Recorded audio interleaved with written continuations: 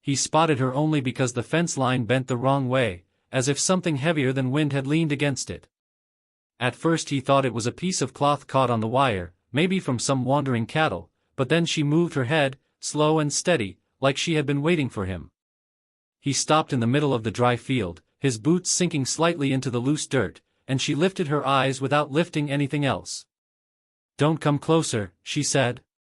Her voice was too calm for someone bound with wire. The rancher raised one hand, palm out, not sure why he felt the need to move slow, only knowing that something about her stillness made his chest tighten. He stepped toward her anyway. She twisted slightly, enough to make the wire bite deeper into her wrists, and she watched his boots the way scared animals watch the shadow that falls before a predator. "Someone did this to you," he said, keeping his voice flat. She breathed out once, a sharp breath that almost sounded like a laugh. "Someone you know," she answered. He felt the words push into him, slow and cold. He moved closer and crouched, the dust rising around his knee.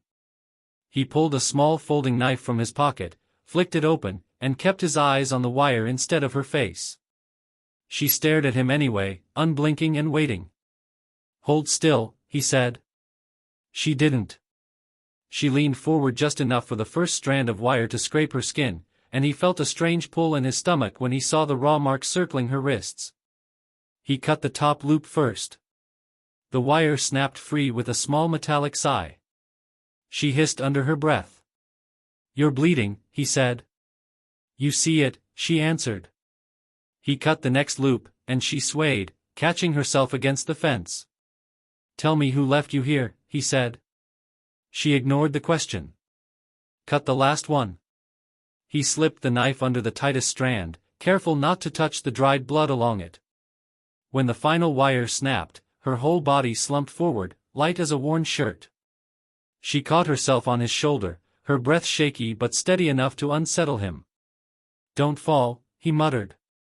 "I won't," she said, and her voice was too sure, too practiced, like she knew exactly how much he could hold. He steadied her with both hands, surprised at how cold she felt. She lifted her head, her expression unreadable. "You got a name?" he asked. She hesitated only a second. "Mara." The name hit him harder than any blow. He froze, his hands tightening on her arms. "No," he whispered. "Yes," she said. He stepped back so fast she almost fell, and he grabbed her again without thinking. "Don't lie to me," he said. "I'm not lying." Her eyes held something he didn't want to name. He hooked her arm over his shoulder and guided her away from the fence. She walked with uneven steps, each one tugging at him in a way he didn't understand. They moved toward the truck parked crooked beyond the cattle gate. He kept glancing behind them even though he didn't want to. "You're afraid," she said quietly. "No." "Yes." He didn't answer again. The wind picked up, carrying a faint metallic rattle from the fence behind them. She stiffened. "They're still watching," she whispered. He didn't look back. They reached the truck. He opened the passenger door and helped her in, careful not to meet her eyes for too long. Her breath shook when she settled onto the seat. He shut the door and stood there for a moment, staring across the empty field. The fence line ran along the horizon like a thin scar. Something moved near one of the corner posts, a brief shift of shadow against shadow. He blinked, and it was gone. He got into the truck and tightened his grip on the steering wheel. He didn't start the engine. He listened, waiting for the wind to settle, waiting for any sign that what he thought he saw was only a trick of dusk. Mara watched him from the corner of her eye, her posture too straight for someone who had just been tied to a fence. "You believe me," she said. "I don't," he replied. "You do." He exhaled hard and let his head fall back against the seat. "Tell me who they are," he said. "Later," she whispered. "We need to leave first." Something scraped lightly along the truck bed, a drag like fingertips across metal. His body locked. "Don't turn around," she said. He kept his hands on the wheel. The sound came, slower this time. He shoved the truck door open and tried to push her inside, but Mara braced her hand on the frame and held her ground with a force that didn't match her thin, shaking arms. She stared at him like she was studying something behind his eyes, not his face. "You know me," she said. He felt the words land harder than her weight against the door. He swallowed once and shook his head. "I know the name," he said. "Same thing," she answered, and her tone was so sure, so settled, that he almost stepped back again. He forced her gently onto the seat and shut the door before she could say anything else. When he climbed into the driver's side, she was already watching him. He tried not to look her way. He started the engine. She waited, silent but expectant, and the quiet pressed against him until he wanted to rip the mirror off the windshield just to break the tension. "Say it," she whispered. He tightened his hands around the wheel. "Say what?" he asked, even though he knew she didn't mean the name. "Say you remember me," she said. "I don't," he muttered, keeping his eyes forward. "I remember the name, not you." "Then why did you freeze?" she asked. He didn't answer. The truck rumbled forward over the uneven dirt. The landscape around them sank into a shape he knew too well. Dry fields. Old fence posts leaning like tired men. The sky low and dull. Everything familiar, everything ordinary, and yet he felt like he was driving through something hollowed out. Mara shifted in her seat, rubbing her wrists where the wire had left deep marks. "The sheriff did it," she said. He almost laughed, but it came out strangled. "The sheriff?" he asked. She nodded. "He put me there." He didn't believe her, not really, but he didn't say it out loud. He kept his eyes on the dirt road stretching ahead. Why would he do something like that? He asked after a moment. "Because I told him the truth," she said. "About what?" he asked. "About you," she answered. His grip tightened again. "Stop talking in circles," he said. "I'm not," she replied. "You just don't want to hear the straight line." He shook his head and pressed the gas harder, sending the truck bumping over a rut. She watched him when the truck jolted. "You always do this," she said quietly. "Do what?" he snapped. "Pretend you don't see what's in front of you." He felt something crawl under his skin at that. He glanced at her, just long enough to see how calm she looked despite everything. "I don't know who you think I am," he said.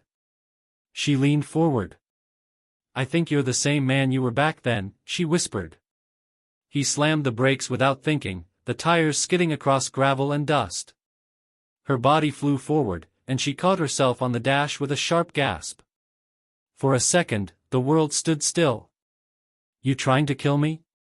she asked. "No," he said, breath shaking. "Then drive slow," she muttered, leaning back. He didn't move right away. He kept his hands on the wheel and stared at the dirt road like he needed it to tell him something real. She tilted her head. "What did that name mean to you?" she asked. He didn't look at her. "Nothing," he said. She snorted. "You're a bad liar." He finally turned toward her. "I don't know you," he said firmly. She met his stare without blinking. "Yes, you do." Her voice was soft but certain. "You know me enough to fear me." His throat tightened, and he hated how she could read it. He put the truck back into drive and eased forward. She watched the horizon. The fields were getting darker now, the light fading faster than it should. The engine hummed, steady but uneasy. After a long moment, she spoke again. "The sheriff didn't want me to talk," she said. "That's why he tied me there." He didn't respond. "He didn't want you to remember," she added. "Remember what?" he asked. "What you buried," she whispered. He felt a cold weight settle across his shoulders, almost like a hand pressing down. He shook his head, pushing away the pressure inside his chest. He told himself she was confused, or lying, or broken from whatever she had been through. But her words kept cutting through his thoughts. "How long were you on that fence?" he asked. Long enough to know who left me there, she answered. Long enough to see who walked away. He stared at her. I didn't walk away from you, he said. Didn't you? She asked, and something in her voice almost cracked. The truck rolled on. The sky dimmed. The road narrowed. He felt the air getting colder even though the night hadn't fully arrived. Mara touched one wrist lightly, like the memory of the wire still clung to her skin. Someone's coming after you, she said. He didn't ask how she knew. He didn't want the answer. He kept his eyes forward and tried to focus on the road. Then the truck jolted as something heavy slammed onto the bed behind them. The entire frame shook. Mara's breath caught. He froze with his hands on the wheel, and the engine sputtered once before steadying. Neither of them said a word. Something shifted its weight on the metal behind them, slow and deliberate, as if settling in for the ride. The rifle felt heavier than it should as he gripped it across his lap, the metal cold even though the cab was warm from their breath. Mara kept her eyes on the back window, waiting for another sound. The first thud had shaken the truck, but the second one still echoed in his bones. He told himself it was just a coyote or a loose crate, yet the way Mara's shoulders tightened made him doubt every simple thought he tried to hold. He whispered her name once, but she didn't turn. She kept watching the dark as if expecting it to answer her. The truck rocked again, gentler this time, almost like something testing its weight on the tailgate. He raised the rifle and steadied it against the window frame even though he couldn't see much beyond the dust smearing the glass. Get down, he said. Mara didn't move. Too late, she said quietly. They know you took me. He felt the words hit him the same way the thud had. Who? He asked. She kept her voice low. The sheriff's men, she said. Or what they became. He swallowed hard and felt the engine vibrate under his boot. He threw the truck into gear and peeled out, the tires spitting gravel behind them as the road blurred into a long pale streak. Dust rose so thick it swallowed the mirrors, turning the world behind them into a shifting wall of nothing. Mara braced a hand against the dash but kept watching the back window. He could hear something running behind them, fast enough to keep pace. Don't look, Mara said. I'm not, he answered, but the tremor in his voice betrayed him. The truck shivered again as if brushed by a heavy shoulder. The sound behind them grew sharper, claws or boots or something caught between the two. He wanted to check the mirror but forced himself to stare ahead. Mara leaned closer to him. They won't stop now, she said. He kept his jaw locked. Why are they after you? He asked. Her answer came quick. Because you pulled me off that fence. He almost laughed from disbelief, but the quiver in her voice kept him silent. The sheriff doesn't send men after strangers, he muttered. They aren't men anymore, she whispered, and he felt every hair on his arms lift. The road narrowed as they sped deeper into the open fields, the land stretching flat in every direction except for the dark hills in the distance. The truck rattled with every bump, and he gripped the wheel with one hand while the other kept the rifle steady. Something scraped the tailgate, a long dragging sound that made his stomach twist. Mara's breath hitched. It's closer, she said. I know, he answered. He pushed the truck harder even though the engine protested. The scraping sound shifted to pounding footsteps, heavy and uneven, like whatever chased them was gaining strength. He felt the urge to glance back rising again, but he fought it. If he saw what followed them, he knew he might lose control of the wheel. Mara pressed her palm against the glass of the side window as if trying to sense the movement outside. Why didn't you tell me sooner? He asked. You wouldn't have believed me, she said. Try me now, he muttered. She closed her eyes for a moment.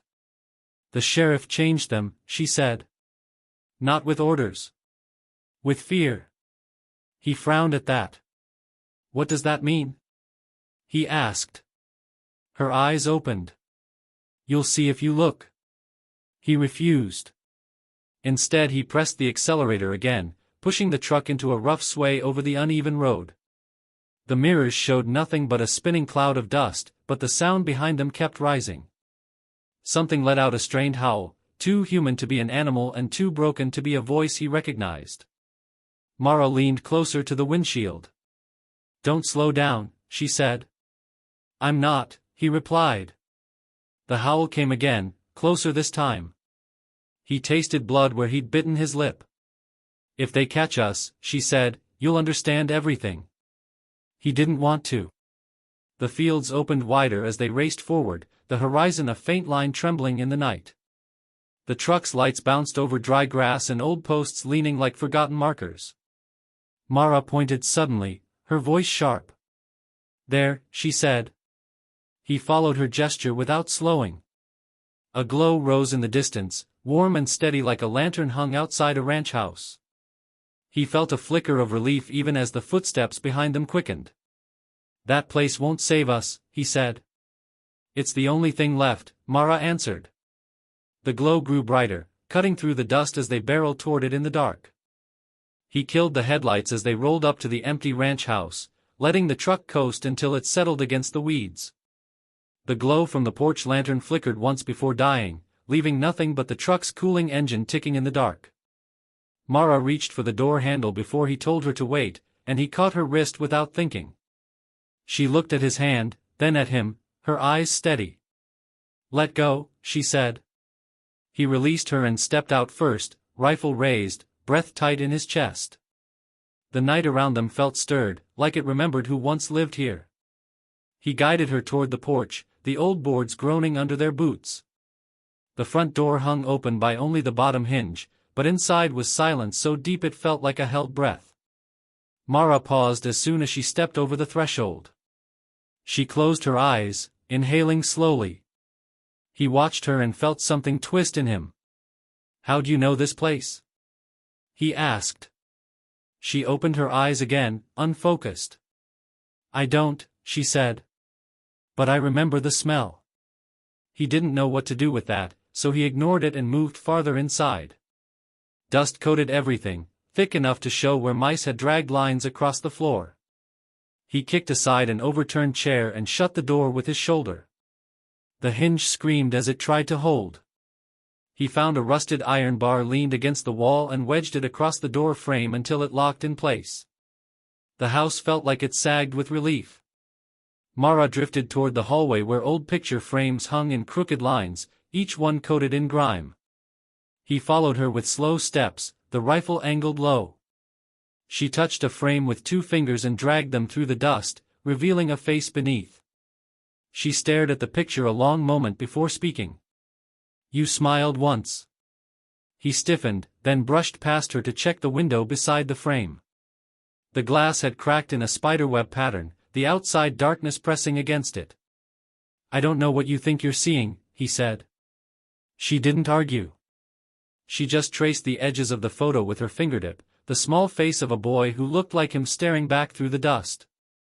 He didn't let himself look long enough to confirm it. He moved room to room, testing windows, pushing brittle curtains aside, checking for movement outside. The house creaked with the slow cooling of old wood, each sound making him tighten his grip on the rifle. Mara followed at a distance, her step softer than his, her presence unsettling in how she never asked where to go. She paused at a doorway leading to a small living room where a couch sat slumped under a sheet. She touched the corner of the sheet as if expecting something warm beneath it. "Don't touch anything," he said. She turned her head slightly. "You think the sheriff ever came here?" He shook his head. "Nobody's lived here for years." She didn't look convinced. He watched her walk across the room and stand before another framed picture above the mantel. She wiped the dust with her sleeve and revealed the same boy again, older this time, leaning against a fence post with a dog at his feet. "You grew up fast," she said. He looked away. "Stop that," he muttered. "Stop what?" she asked. "Digging." She let her hand drop and stepped back from the photo. "I'm not digging," she said. "I'm remembering." He didn't like the way she said it, like she carried pieces of this house inside her. He circled back to the entryway and checked the front door bar again. It held firm, though the frame around it looked tired enough to give under pressure. He peered through a slit between two boards nailed over the front window. At first he saw nothing but the vague shape of the truck. Then a darker shape moved near the porch steps, sliding from shadow to shadow. He backed away from the window quietly. "Something's still out there," he said. Mara stepped beside him and looked at the same boards he'd just checked. "They won't come in yet," she said. "How do you know?" he asked. "Because they don't like what's in here." Her voice carried a strange certainty. He felt a cold pulse move through him. "You're talking like this place belongs to you," he said. She shook her head. "Not to me," she said softly. "To someone I knew." He didn't push her, though every part of him wanted answers. Instead he guided her toward the back of the house where an old storage room sat with the door half open. He checked inside first. Empty except for crates and a broken lantern. "We'll stay here until morning," he said. Mara stepped inside and looked up at the ceiling as if listening to it breathe. "Morning won't change anything," she said. He almost told her to stop talking, but the look she gave him made him swallow the words. He set the rifle against the nearest crate and rubbed his hands over his face. "We need rest," he said. She didn't argue. She walked to the corner and slid down the wall until she sat on the floor. He stayed standing. Outside, the wind scraped across the siding, uneven and restless. Mara lowered her head. "You hear it too," she said quietly. He didn't answer. Then something outside moved again, closer than before. A soft slam landed against one of the boarded windows, gentle but deliberate, as if something was testing the house, waiting for it to speak back. The sound above them faded into a long scrape, then silence, leaving the house tense and waiting. Mara pushed herself up from the floor and moved toward the narrow hallway without asking him to follow. He cursed under his breath, grabbed the rifle, and went after her. She stopped at the cellar door, her hand hovering over the knob like she'd touched it 100 times before. He felt unease rising through him. "No one goes down there," he said. She looked over her shoulder at him with an expression too calm for the moment. "You used to," she said. He felt something cold crawl up his spine at the certainty in her voice. She opened the door before he could argue and descended the first few steps. The darkness swallowed her shape, leaving only the echo of her boots on the wooden stairs. He stood at the threshold for a long second, trying to remember ever coming here. Nothing answered him. He muttered a curse and followed her, shutting the door behind him to keep whatever was upstairs from following.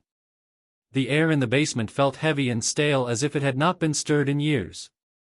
Mara reached the bottom step and turned on a weak lantern that sat on a shelf, its light flickering like it feared its own glow.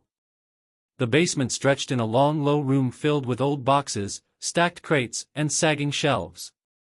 Dust floated in the lantern's beam like drifting ash. Mara moved between the boxes with surprising ease. She touched one, then another, as if searching for something familiar. He stayed close behind her, his fingers tight around the rifle. "This is pointless," he said. Mara didn't look at him. "Then go back upstairs," she said. He didn't move. She opened a large box and pulled out a stack of papers tied with twine. The top sheet showed a faded seal from the town hall. "Records," she murmured. "Old ones." He stepped closer, reading the dates. Some from decades back. Some recent enough to recognize signatures. "Why would these be here?" he asked. Mara lifted another sheet, revealing missing person flyers stacked beneath. Wind-worn edges. Faces blurred by time. Too many for a single house. She kept digging, her movements quickening. She pulled out a stiff poster half-rotted from damp. A smiling sheriff stood in the center of it, bold letters promising safety and justice. The bottom corner was smeared with dark mold. His stomach twisted at the familiarity of the sheriff's grin.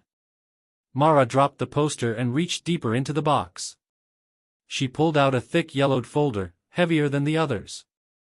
Her hands trembled slightly as she passed it to him. He took it because something in her expression dared him not to. He opened the file and saw the name printed across the top in faded black ink. Mara cross. He froze. A death report. Age 12. Cause of death listed as unknown. Case marked closed. He stared at the paper until the words blurred. That's not you, he said. Mara met his eyes without flinching. Then why do you look guilty? She asked. He shut the folder too quickly and shoved it back into the box. Dust billowed from the impact. I don't know what this is, he said. Mara's voice lowered. You remember something? He shook his head hard. I don't. She stepped closer. You do. It shows on your face. He backed away from her, bumping into a crate behind him. He wanted to deny her again, but the words felt stuck in his throat. She picked up the file and opened it again. Look, she said. He refused. She held it out anyway. You knew this girl. He shook his head again, slower this time. I don't know any dead child, he said. Mara studied him like she was waiting for him to break. You were here when this was filled out, she said. He swallowed hard. That's not true. She stepped around him, walking deeper into the basement, searching among more boxes. He followed, unable to stop himself. She pulled out another record, this one listing search teams and sheriff patrol logs. Most pages had his father's name scribbled across them. He felt the ground tilt beneath him. What does this mean? He asked. Mara set the papers down. It means you grew up in a place that buried things, she said. He ran his thumb along the edge of the rifle. Why the girl's name? Mara closed the file again and held it against her chest. Maybe she mattered to someone who lived here, she said. He felt anger rise, sharp and confusing. You're talking in circles, he said. She looked at him with a tired kind of sadness. I'm talking the only way I can. He paced away from her and leaned against the cold stone wall. The cellar felt smaller now. He looked around the room again, noticing how the boxes seemed arranged in a careful pattern, not scattered. Someone organized these. Someone meant for them to stay hidden. He took a slow breath. Why bring me down here? He asked. Mara touched the file's edge. Because you won't believe me until you see what you were part of, she said. He stared at her. I was a kid, he said. Mara nodded once. Kids still see things. A faint sound drifted from above them, a soft drag across the floorboards. He looked up sharply. Mara heard it too. They're inside, he whispered. Mara stepped closer to the stairs. They've been inside, she said quietly. He lifted the rifle, his pulse quickening. The dragging sound moved again, longer this time, like nails tracing the boards. Mara closed the folder and handed it back to him. Whatever waits up there, she said, knows you opened this. He didn't want the file, but he took it anyway. The sound above them grew louder, slow and deliberate, as if something was learning the shape of the house through touch alone. The lantern flickered. Mara backed toward him, her voice barely a breath. We aren't alone anymore. Something scraped across the floorboards again, closer to the cellar door. Steps creaked above them as they lingered at the bottom of the cellar stairs, both listening for the dragging sound that moved across the floorboards. The rancher gripped the rifle so tightly his fingers numbed. Mara placed her hand on the railing and started climbing. He whispered for her to wait, but she kept going, steady and unafraid. The house felt tense around them, as if it recognized her. He followed slowly, the heavy air gathering behind him like a warning. By the time they reached the top step, he could feel his heartbeat in his throat. Mara paused with her hand on the doorframe, staring into the dim hallway. Before the rancher could speak, a voice drifted through the walls, low and familiar. Rancher, bring the girl out. The words slipped through the wood like something searching. The rancher stiffened. Mara didn't react. He's here, the rancher whispered. Mara shook her head. That's not him. He swallowed hard. Sounds like him. That's the point, she said, her voice steady. The voice called again, warm enough to sound human, wrong enough to freeze the rancher in place. He pushed the door open with the rifle barrel. Moonlight leaked through broken boards, turning the hallway pale. The voice traveled again, smoother, almost gentle. Bring her out, and we forget your part in things. The rancher felt his stomach twist. Mara stepped in front of him. Don't listen. He lowered the rifle a little. I don't know you, he muttered. Mara turned on him, eyes sharp. Your hands say otherwise. He looked at his trembling fingers. The voice slid through the walls, promising safety if he let Mara go. He shut his eyes against the pull. Mara placed her hand on the rifle barrel, pushing it down. Don't you dare, she said. He stepped back. That voice knows things, he said. Mara shook her head. It knows what you fear. The voice echoed again, now sharper, carrying the sheriff's old drawl. Rancher, don't make this harder. Bring her out and we settle the past. Shame rose in him like something remembered. Mara studied him quietly. You think he ever forgave anyone? The voice laughed, rough and broken, shaking dust from the walls. Something upstairs shifted, heavy and slow. They moved into the living room. Shadows clung to the corners, refusing the weak lantern light. The rancher raised the rifle again. Mara stepped between him and the dark. Put it down. I can't. The voice seeped from the ceiling, soft and coaxing. You were always a good boy. Bring her out and nothing follows you. Mara clenched her jaw. Hear the lie. He didn't answer. His hands shook so hard the barrel tapped her shoulder. She didn't flinch. Look at me, she said. He forced himself to meet her eyes. That thing wants your guilt, not me. A deep thud rattled the front wall. Mara stepped back, watching the entryway. The rancher lifted the rifle higher. The voice returned, stripped of warmth. Last chance, rancher. Bring her out. His breath caught. That's not flesh talking, Mara whispered. The words vibrated like metal across stone. Another slam hit the door, splintering wood. Mara grabbed his sleeve. Don't let it in. He shook her off.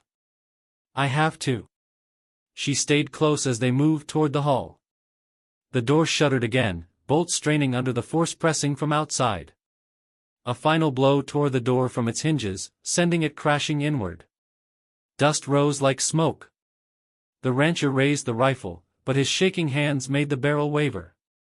Mara stood beside him, eyes fixed on the open doorway. The lantern flickered behind them, leaving the figure ahead half lost in shadow. The sheriff's silhouette stood framed by the night, hat low, coat hanging still. The rancher felt his knees weaken. That's him, he whispered. Mara stepped forward. That's what's left of him. The figure didn't breathe. It didn't blink. It waited. The sheriff's voice filled the broken room again, but his lips didn't move. Bring her out, rancher. No need to run anymore. The rancher tried to speak but nothing came. Mara brushed her fingers against his arm. Choose, she said softly. He felt every failure in him rise at once. The sheriff's shadow stretched across the floor like it wanted to reach them. The rancher raised the rifle again, trying to steady it. The figure took a single step inside, silent and wrong. Mara whispered, "Stay with me." The sheriff's voice growled through the walls. The sheriff's badge glinted in the dim room, but the shine was wrong. It looked wet, almost breathing, a small dark pulse moving under the metal like something trapped inside. Mara stared at it while the rancher stepped back, gripping the rifle as if it could anchor him. The sheriff's head tilted, the old hat shadowing a face that refused to settle into anything alive. "You buried her wrong, rancher," the sheriff said. The voice echoed through the hallway. The rancher shook his head. "Don't listen." Mara whispered, "No. Listen." Her hands trembled, but she moved forward. The badge twitched again. The air felt heavier, pressing against them.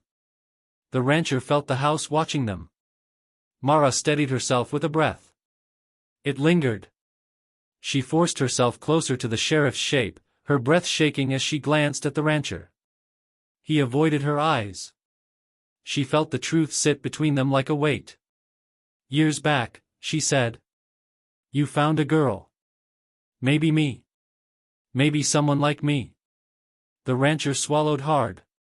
The sheriff didn't move, but his shadow stretched across the floor toward them.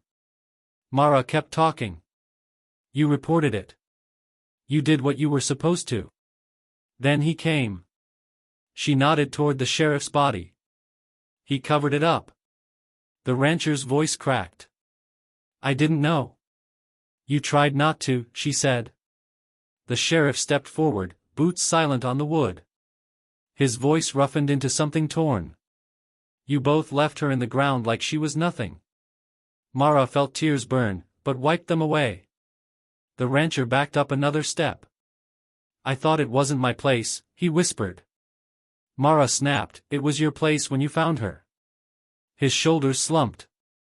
The sheriff lifted his hand, fingers curling. The badge on his chest pulsed again. Mara stared. That's not him wearing that body, she said. The sheriff let out a laugh that rattled the windows. The rancher raised the rifle, but his hands shook too much to aim. Don't, Mara said. He can't be killed like that. The sheriff leaned forward. She knows the truth. She's always known. Mara locked eyes with the rancher. You knew something was wrong back then. Maybe you didn't know what. But you knew. He whispered, I didn't want trouble. Trouble found you anyway, she said. The sheriff lunged suddenly, the movement fast and jagged. Mara grabbed the rancher's arm. Run. They stumbled into the back hall, feet pounding against the boards. The lantern behind them swung, shadows breaking across the walls. The rancher breathed hard. This is my fault. Mara pulled him along. Then help fix it. The sheriff's voice filled the house again. You can't outrun what you buried. The hall narrowed, the wallpaper peeling in strips that brushed their arms as they passed. Mara glanced back. The sheriff's shape moved with an uneven rhythm. The rancher tried a door. Locked. He cursed. Mara shoved him toward the next one. Go. He hesitated. I didn't know she was still here. Mara said, she never left. The sheriff's footsteps thundered closer. The rancher's breath grew sharp. Tell me what to do. Start by not lying to yourself, she said.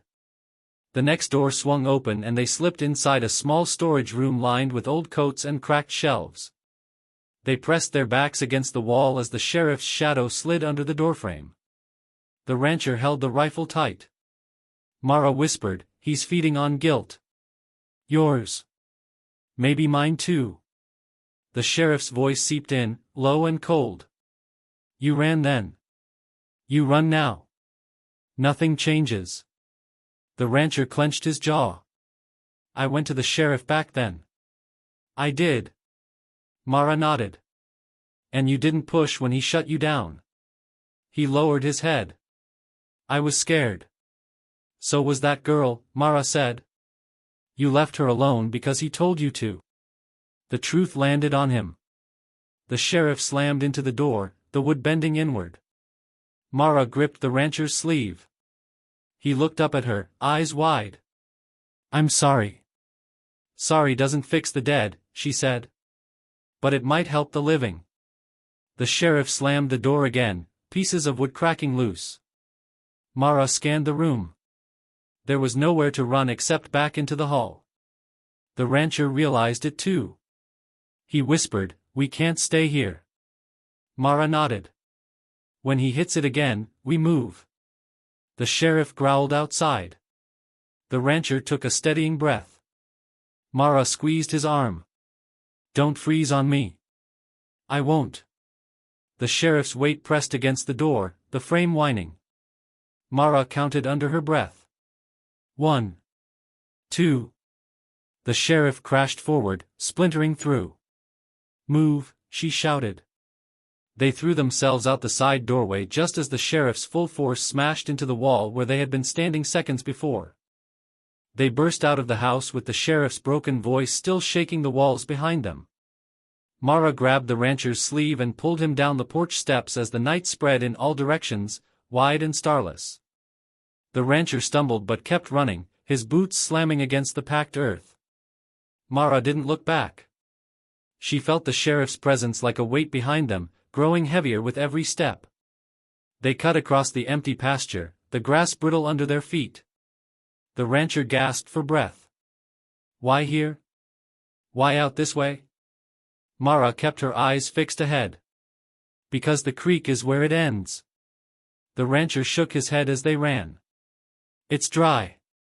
It's been dry for years. Doesn't matter, she said. It still remembers. The rancher wiped sweat from his brow. Tell me why. Tell me what you're dragging me into. Mara answered without slowing. Because this is where you left the first Mara. The rancher's steps faltered. Don't say that. It's the truth. No, he said.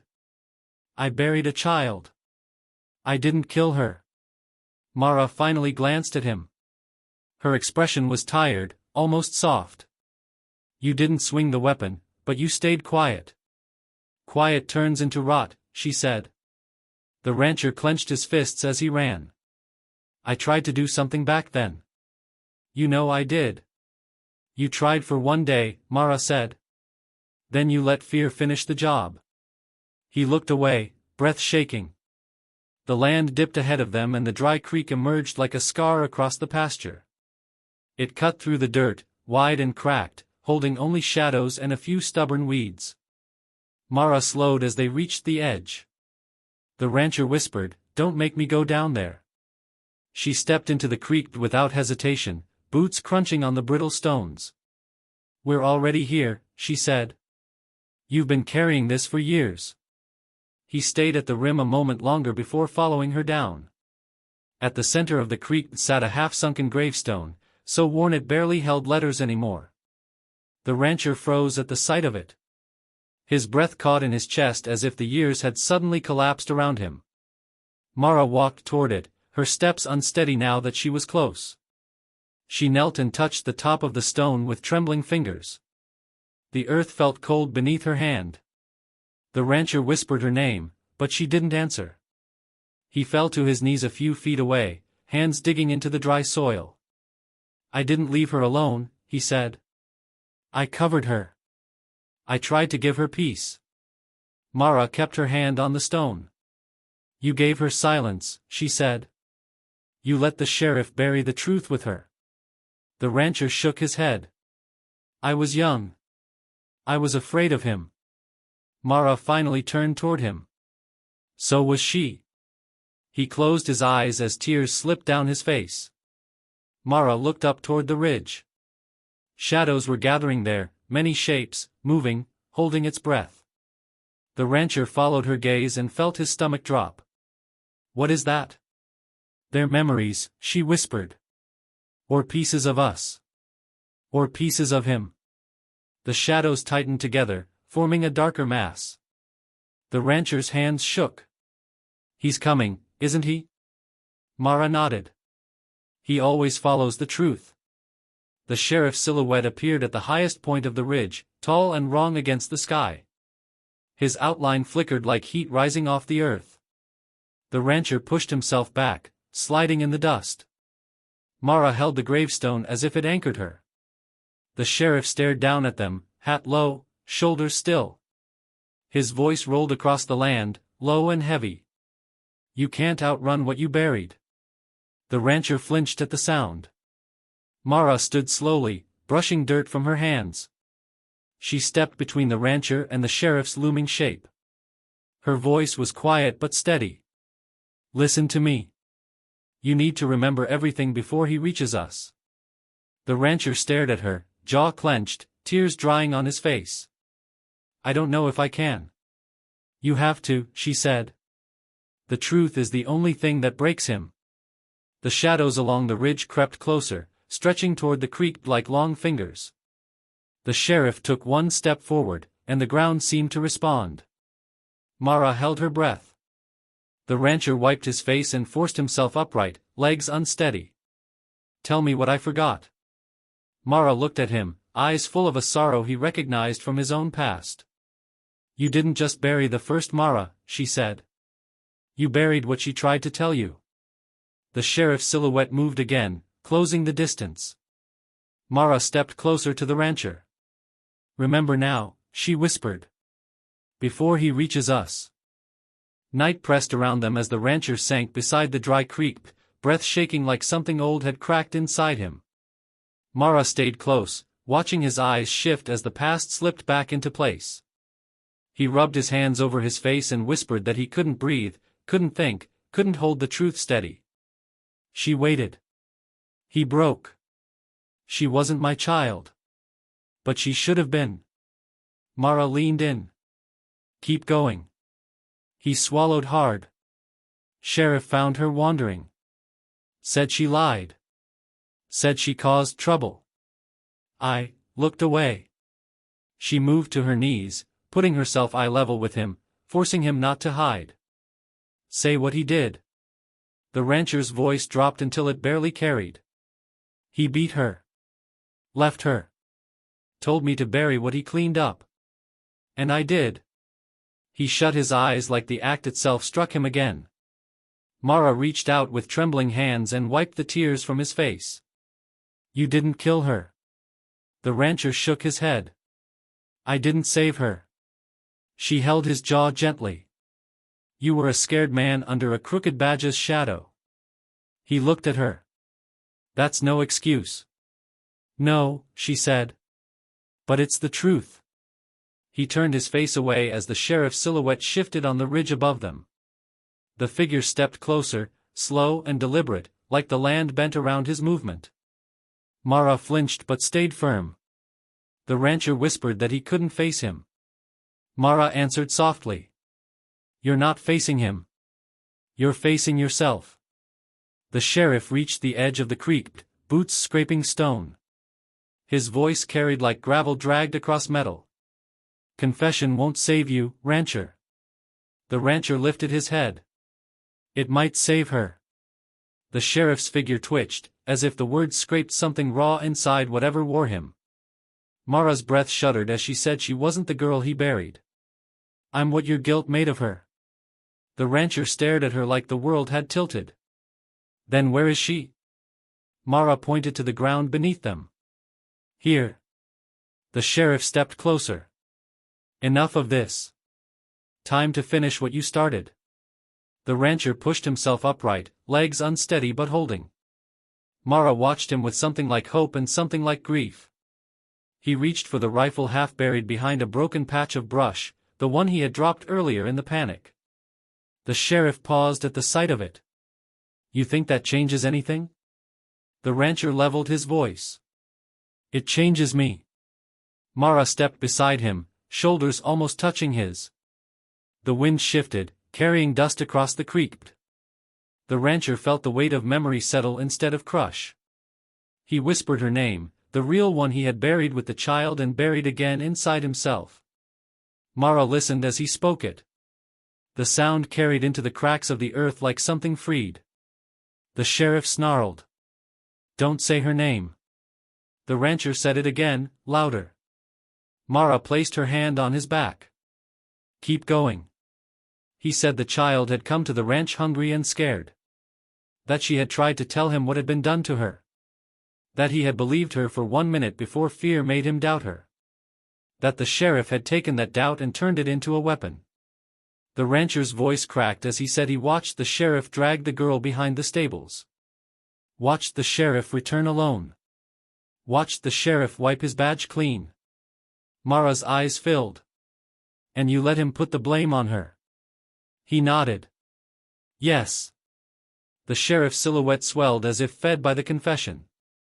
Mara whispered that guilt had kept the truth breathing even after the girl's body was put in the ground. The sheriff stepped closer. "Enough." The rancher lifted the rifle. "Not anymore." Mara looked at him with a strange calm. "You finally see it." The truth was never meant to ruin you. It was meant to wake you. The sheriff lunged forward, boots cracking stone. The rancher braced the rifle tight to his shoulder. Mara held her ground as the sheriff descended. The rancher's breath steadied, slow and sure. He had run from the truth for years. Now he faced the shape of it, wearing a badge that had never protected anyone but itself. Mara spoke one last time, voice barely a whisper. Remember who you failed. Remember who you won't fail now. The rancher nodded. The sheriff roared. The ground trembled under their feet as the sheriff drew breath, a harsh sound that scraped through the dark like a warning neither of them needed. The rancher felt fear coil inside him, but it no longer ruled him. Mara stood steady, waiting for his choice in the dust. The rancher lifted the rifle with new resolve. The sheriff lunged as if thrown by the wind itself, his body jerking forward with a hunger that did not belong to anything living. The rancher steadied the rifle and pulled the trigger. The shot cracked across the dry creek, echoing through the empty fields. The bullet struck the badge dead center, and the metal split open with a bright snap that cut through the dark. The sheriff staggered back. His body twitched, then folded in on itself like skin losing its shape. The shadows that clung to him broke apart and drifted into the air, thinning until they were nothing. Mara stood in the fading dark with a soft glow around her. Her shoulders trembled as she looked at the rancher. He lowered the rifle, breath ragged. "What happens now?" he asked. Mara kept her eyes on the broken shape of the sheriff's body. "You bury the truth. Not the girl." Fog rose from the creek as she walked toward it. Her outline flickered like a lantern losing its flame.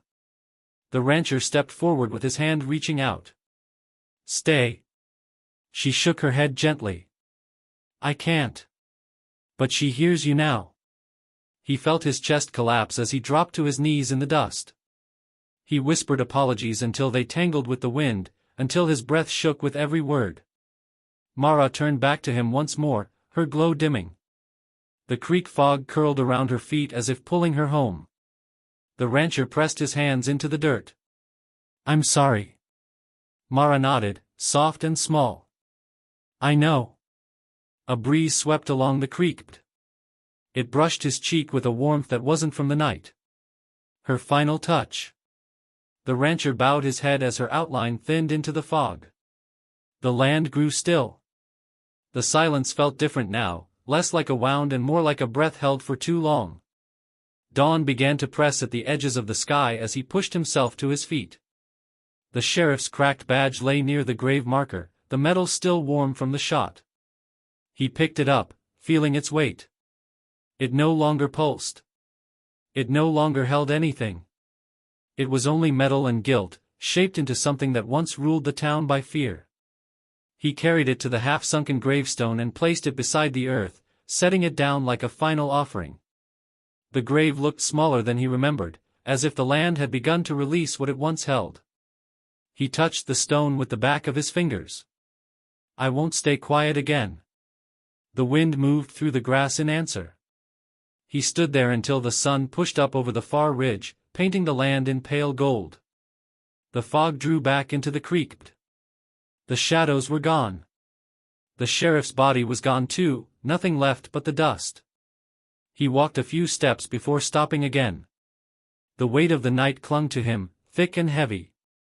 He looked back toward the grave, half expecting her to return, half fearing it. The dawn light touched the gravestone and made the badge glint like a small sun. He felt something loosen inside him. As he turned toward home, the wind shifted. A faint sound moved through it, almost a voice, almost a sigh. He paused, listening.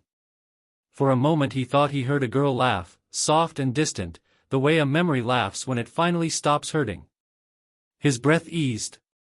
He let the sound fade. The path home stretched across the field, long and familiar. He walked slowly, letting the land settle around him. The sun climbed higher, warming the ground beneath his boots. The house came into view, worn and quiet, holding the years he had tried to forget.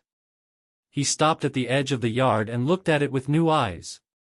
He breathed in the morning air and stepped forward, ready to face whatever waited inside, ready to begin again. He moved toward the porch slowly, feeling each board creak under his boots as if the house were waking with him. The door hung slightly open from when they had fled, and the faint smell of dust drifted out. He paused with his hand on the frame. The sheriff's grip was gone. The shadows no longer pressed at the windows. He stepped inside and let the door fall shut behind him. Morning light filtered through the gaps in the boards, striping the floor in soft gold. He set the rifle against the wall. He stood still for a long moment, listening to the gentle hush of the house, letting the quiet settle into him. Then he took his first steady breath of the new day. He exhaled at last.